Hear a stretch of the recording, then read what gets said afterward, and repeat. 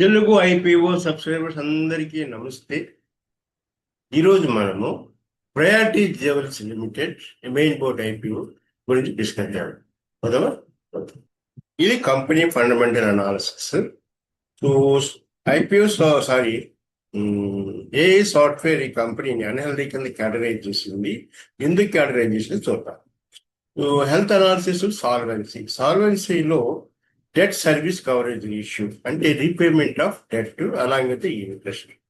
వాళ్ళు కరెక్ట్గా పే చేయలేకపోయారు, ఎందుకంటే వాళ్ళకి క్యాష్ ఎర్నింగ్స్ లేవు.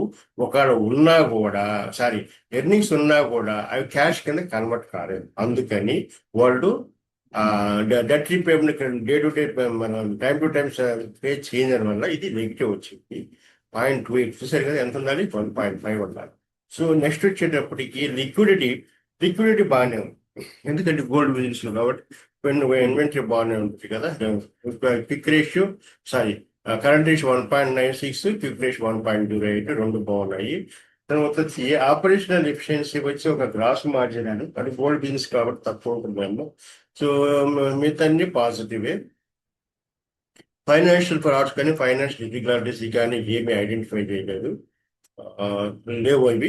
ప్రాఫిటబిలిటీ వచ్చేటప్పటికి EBITDA 33.7, EBIT 31.85, PBT 23.47, PAT 17.65, cash profit 19.5, EPS 14.03 ఉంది. EBITDA మార్జిన్ 6.25 చాలా తక్కువే. Net profit margin 4.39 and ROCE వచ్చి 6.92, ROE 4.55. అంటే గోల్డ్ బిజినెస్ అయిన వల్ల చాలా తక్కువ వచ్చాయి, కానీ ఏ గోల్డ్ బిజినెస్ లో ఇంత తక్కువ లేవు. బుక్ వాల్యూ వచ్చి 103 పాయింట్ మంచిది. So cash flow from operating act వచ్చేటప్పటికి plus 17.69 crores, net cash flow వచ్చేటప్పటికి 35.1 lakhs crores. Next market value వచ్చి ఐపీఓ ప్రైస్ క్యాప్ ప్రైస్ 200. ఈ 200 బేస్ చేసుకుంటే ప్రైస్ ఎర్నింగ్ రేషియో మనకి 14.25 వచ్చింది, చాలా మంచిదేను. So price to book value 1.93. Valuation point of వ్యూలో మాత్రం చాలా బాగుంది, డౌట్ ఏం లేదు. సో నెక్స్ట్ వచ్చేటప్పటికి మన గ్రోత్ ఇండికేటర్స్ అన్ని పాజిటివ్, ఒక్కటి కూడా నెగిటివ్ లేవు. ఇది కంపెనీ ఫైనాన్షియల్ అనాలిసిస్. సో కొంచెం కంపెనీకి క్యాష్ ఫ్లో ప్రాబ్లం. ఇది కంపెనీ ఐపీఓ రివ్యూ. బిజినెస్ అయితే వాల్యుయేషన్ అయితే చాలా బాగుందండి, అస్సలు బ్రహ్మాండంగా ఉంది. కాకుంటే మీరు చెప్పే కదా డిఎస్ఆర్ తక్కువ ఉన్నది, క్యాష్ ఫ్లో రిస్క్ అయితే ఉంది. ఎందుకు క్యాష్ ఫ్లో రిస్క్ ఉందో చూద్దాం. ఐపీఓ సైజ్ వచ్చి అంటే 91.5, ప్రైస్ బ్యాండ్ వచ్చి 190 to 200, ఫ్రెష్ ఇష్యూ. సో మొత్తం ప్రయారిటీ జ్యువెలర్స్ ఎప్పుడు ఓపెన్ అవుతుంది ఐపీఓ అంటే August 28 ఓపెన్ అయ్యి September 31 క్లోజ్ అయిపోతుంది.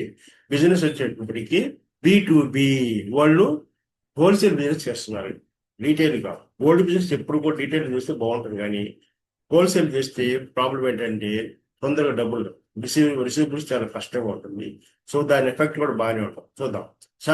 జ్యువెలరీకి ఇండిపెండెంట్ జ్యువెలర్స్కి సప్లై చేస్తూ ఉంది, లార్జ్ జ్యువెలరీ చైన్ సప్లై చేస్తుంది. ఇందులో కస్టమర్స్ ఎవరంటే carrot lane, Kalyan jewellers, Reliance retail, Malabar gold and diamonds, TBZ and Senco gold, వీళ్ళందరూ కస్టమర్. 200+ కస్టమర్స్ ఉన్నారు. 21 states లో ఉన్నాయి, 3 యూనియన్ టెరిటరీస్ లో ఉన్నాయి, 13 countries కి ఎక్స్పోర్ట్ చేస్తుంది. 2 మ్యానుఫ్యాక్చరింగ్ ఫెసిలిటీస్ బొంబాయిలో ఉన్నాయి. మంచి డిజైన్ మ్యానుఫ్యాక్చరింగ్ క్యాపబిలిటీస్ ఉన్నాయి. సో బిజినెస్ మోడల్ వచ్చేటప్పటికి మ్యానుఫ్యాక్చర్ చేస్తారు, సప్లై జ్యువెలర్స్ చైన్స్ సప్లై చేస్తారు, డొమెస్టిక్ ఎక్స్పోర్ట్ మార్కెట్ రెండు ఉన్నాయి. Competitive strength. మనం ఎందుకు ఈ కంపెనీస్ అయితే చూడాలి, ఫస్ట్ ఆఫ్ ఆల్ తీసుకోవాల్సిన అవసరం ఏముంది. ఇది relationship, establish relationship with repeated jewellers, పెద్ద పెద్ద కంపెనీస్ వాళ్ళ కస్టమర్స్. తర్వాత రకరకాల జ్యువెలరీ ప్రోడక్ట్స్ ఉన్నాయి, అంటే ప్రోడక్ట్ బేస్ అంటే డిజైన్స్ బేస్ చాలా ఎక్కువ ఉంది. సో అన్ని ఇంటిగ్రేటెడ్, అంటే ఇవి అక్కడ ఒక చోట కాకుండా అన్ని కలిసి మ్యానుఫ్యాక్చరింగ్ కెపాసిటీ ఉంది. మేనేజ్మెంట్కి మంచి ఎక్స్పీరియన్స్ ఉంది. తర్వాత డొమెస్టిక్ గా మంచి స్ట్రాంగ్ బేస్ ఉంది, ఇంటర్నేషనల్ కస్టమర్ కూడా ఉంది. సో మంచి పెద్ద జ్యువెలరీ ఒక సిస్టమ్ ఎకో సిస్టమ్ ఏర్పాటు చేసుకున్నారు. తర్వాత కీ టేక్ అవేస్ అంటే ఏంటంటే, ఇది మనం మెయిన్గా చూడాల్సింది ఏంటంటే, కంపెనీ ఏం చేసింది, బి కస్టమర్ నెట్వర్క్ బాగా ఎస్టాబ్లిష్ చేసుకోవాలి. ఏ బిజినెస్కైనా ఇంపార్టెంట్.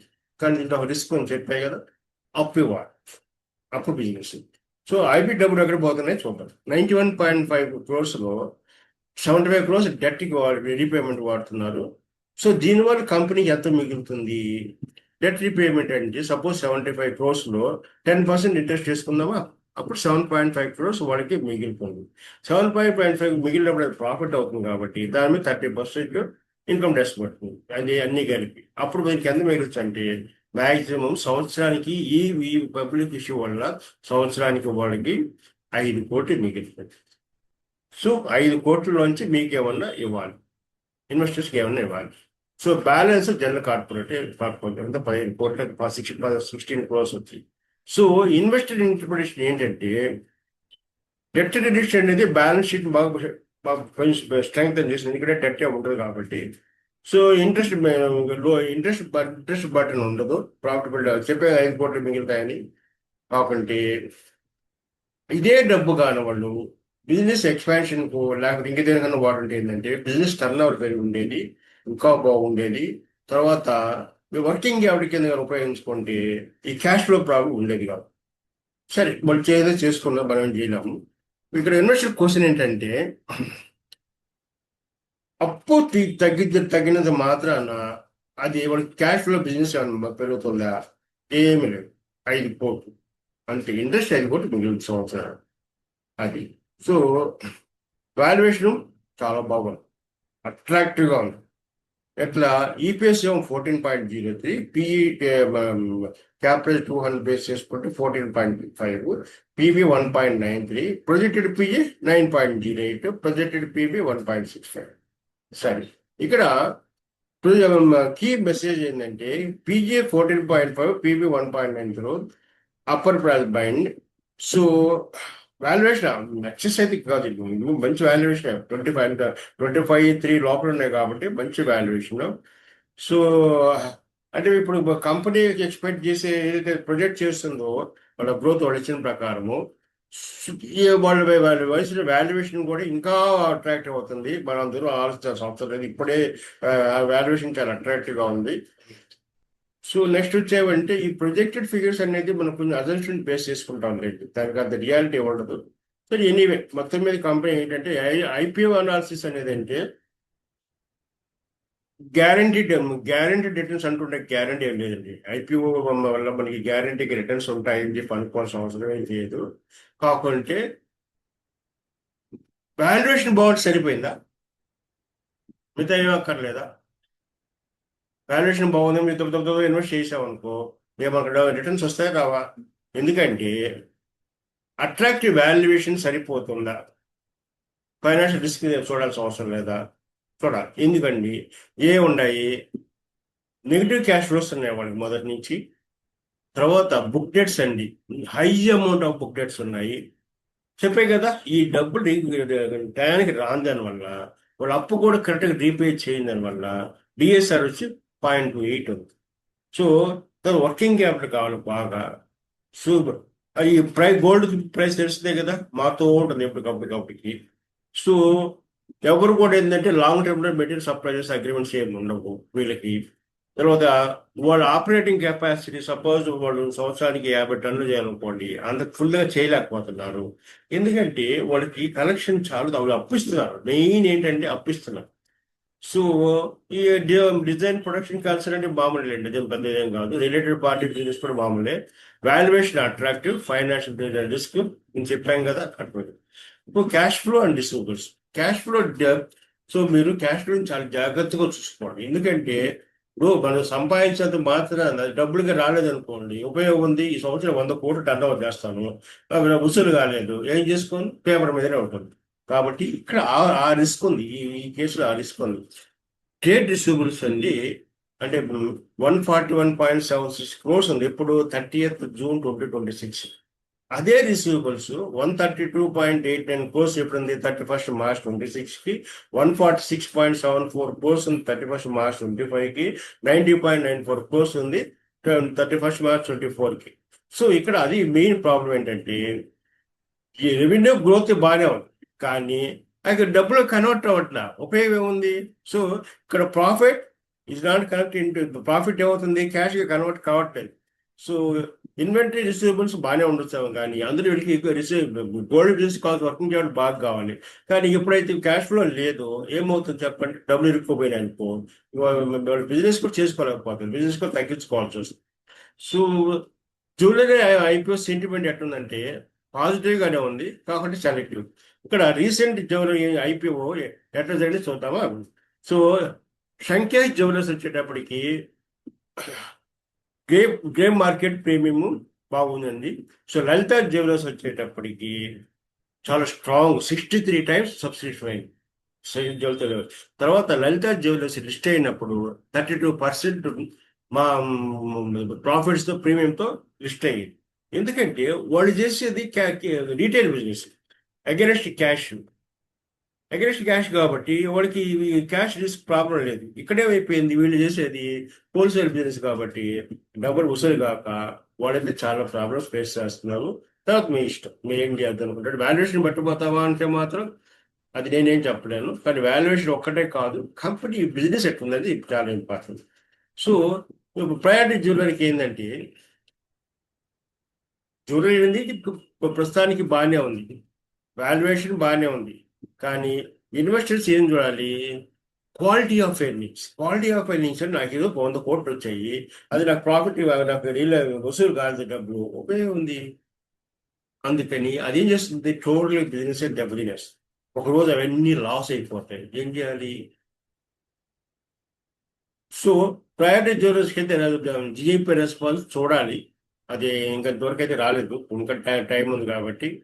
సో నెక్స్ట్ వచ్చేవంటి ఇన్వెస్టర్ స్కోర్ కార్డ్ ఎట్లుందంటే business model good, customer base strong, market presence strong, growth potential positive, valuation attractive, debt position improvement expected, cash flow కొంచెం ఆలోచించాల్సింది కాదు, problem గానే ఉంది.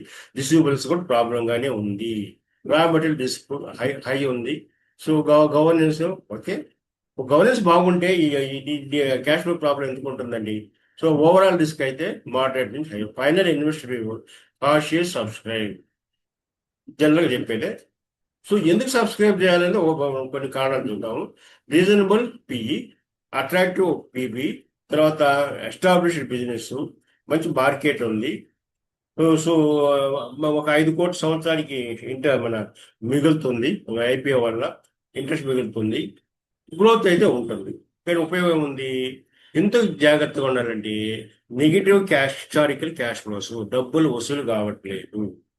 So high receivables చాలా ఉంటున్నాయి. రా మెటీరియల్ ప్రైస్ రిస్క్, అది of course మనకు తెలిసిందే, గోల్డ్ రేట్ పెరుగుతూనే ఉంటాయి, వర్కింగ్ క్యాపిటల్ బాగా కావాలి. సో ఇవన్నీ ఎందుకు ఉన్నాయంటే నన్ను అడిగితే కార్పొరేట్ గవర్నెన్స్ బాగలేదు, అది మెయిన్ రీజన్. తర్వాత క్లోజింగ్ క్వశ్చన్ వచ్చేటప్పటికి ప్రయారిటీ జ్యువెలర్స్ ఐపీఓ వాల్యుయేషన్ బాగుంది, కానీ క్యాష్ ఫ్లో అదేవి వాళ్ళు సంపాదించేది క్యాష్ కింద రావడం లేదు, రావడం ఉపయోగం ఉందండి. వాల్యుయేషన్ వచ్చేటప్పటికి attractive, business strong, growth promising, financial health చెప్పేది unhealthy, risk moderate high. Eagle ఏం చెప్తుంది, కాషియస్ అని చెప్తుంది. మేము ఎప్పుడు చెప్పేది అది మామూలుగా వాల్యుయేషన్ ఆఫర్ చేస్తుంది, కానీ సో క్యాష్ ఫ్లోస్ మాత్రం మీరు మర్చిపోవద్దు, వర్కింగ్ చేయడం మర్చిపోవద్దు. కేవలం వాల్యుయేషన్ బేస్ మీద పోదామంటే మాత్రం మీరు రిస్క్ తీసుకుంటారంటే ఆప్షన్ మీరు, నేను ఏది చెప్పను, మీరే తీసుకోవాలి. నేను ఎంతవరకు అంటే ఉండే పొజిషన్ మొత్తం మీ ముందు పెట్టాను, ఇప్పుడు డెసిషన్ తీసుకోవాల్సింది మీరు. మీరు వాల్యుయేషన్ ప్రయారిటీ ఇస్తారా, ఎర్నింగ్స్కి అంటే క్వాలిటీ ఎర్నింగ్స్కి ప్రయారిటీ ఇస్తారా, ఏం చూస్తారని మీరు ఆలోచించుకొని మీరు దాని ప్రకారం పెట్టుకోండి. మామూలుగా ఏంటంటే నేను డెసిషన్ ఇచ్చేటప్పటికి మీ ఓన్ ఫైనాన్షియల్ గోల్స్ మీద, రిస్క్ మీద ఆధారం ఉంటుంది. Thank you for watching. మీరుగా మన వీడియో ఇదిగా నచ్చితే మీరు లైక్ చేయండి, వీడియో లైక్ చేయండి, సబ్స్క్రైబ్ చేయండి. దీంతో కనెక్ట్ అయ్యి ఉండి, మా వీడియో ఛానల్తో కనెక్ట్ అయ్యి ఉండండి. మేము ఎప్పటికప్పుడు ఇంకా మీకు ఐపీఓ రివ్యూస్ ఇస్తూ ఉంటాము. వీలైనంత వరకు మిమ్మల్ని రాంగ్ కంపెనీలో ఇన్వెస్ట్ చేయకుండా చూద్దాం. మేము చేస్తాం. మీరు మాట ఇంటే. Thank you very much.